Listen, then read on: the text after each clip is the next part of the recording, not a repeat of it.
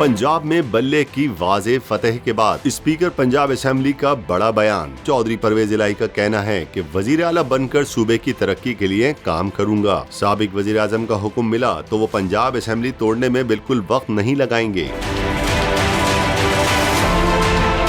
अपने ताज़ा बयान में पाकिस्तान मुस्लिम लीग काफ के रहनुमा ने पंजाब में ज़िमनी इंतखाबात में जीत का क्रेडिट चेयरमैन पीटीआई को दे दिया। कहा अल्लाह ने नामुमकिन को मुमकिन कर दिया। इमरान खान ने जो हिकमत अमली बनाई वो कमाल थी। परवेज इलाही ने मजीद कहा, साबिक वजीर आजम को असेंबली ना तोड़ने का मशवरा दूंगा, लेकिन आखिरी फैसला उन्हीं का होगा।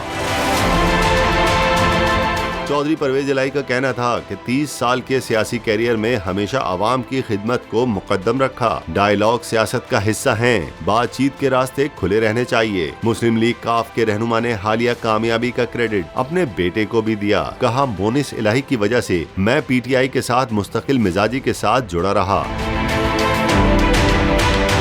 दूसरी जानिब मोनिस इलाही ने भी चेयरमैन पीटीआई के विजन की तारीफ की। अपने ट्वीट में लिखा, आज पंजाब शरीफ खानदान की गुलामी से आजाद हो गया। असल तब्दीली का अमल अब शुरू होगा। इमरान खान की क़यादत में पंजाब और पाकिस्तान तरक्की की जानिब गामजन होंगे। वाज़ेह रहे, 5 माह पहले परवेज इलाही के साहबजादे मोनिस इलाही एक तकरीब के दौरान कप्तान को साथ देने की यकीन दहानी कराते हुए एक मुखलिसाना मशवरा भी दे चुके हैं। आजकल ये सियासी माहौल कुछ अजीब सा बना हुआ है।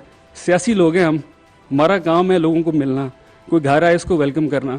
लेकिन इसमें जो सबसे इम्पोर्टेंट चीज़ है ना जी, जो समझने वाली है सर, वो ये है कि सियासी लोग तल्लुकात बनाते हैं और तल्लुकात निभाते हैं। जिस तरह हमारा जनाब से एक तल्लुक बना है और वो हमने निभाने के लिए बनाया है। तो मेरी आपसे गुजारिश है कि आप पीटीआई वालों को एक दफ़ा ज़रा तगड़े तरीके से कह दें, घबराना नहीं।